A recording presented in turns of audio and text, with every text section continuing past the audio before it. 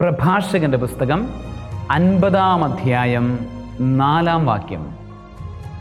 ആക്രമണം ചെറുക്കാൻ അവൻ നഗരത്തിന് കോട്ട കെട്ടി.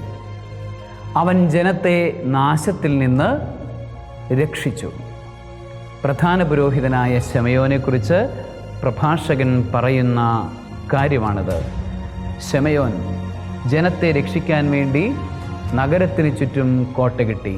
അക്രമികൾ കടന്നു വന്നപ്പോൾ കോട്ടയുള്ളത് കൊണ്ട് ജനത്തെ നേരിട്ട് ആക്രമിക്കാൻ, ചിതറിക്കാൻ സാധിച്ചില്ല.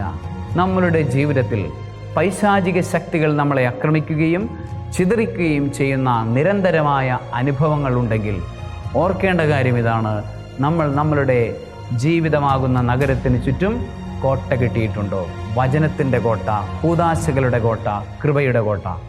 സർവശക്തനായ ദൈവം, പിതാവും പുത്രനും പരിശുദ്ധാത്മാവും കൃപയുടെ കോട്ട കൊണ്ട് നിങ്ങളെ സമൃദ്ധമായി അനുഗ്രഹിക്കുമാറാകട്ടെ. ആമേൻ.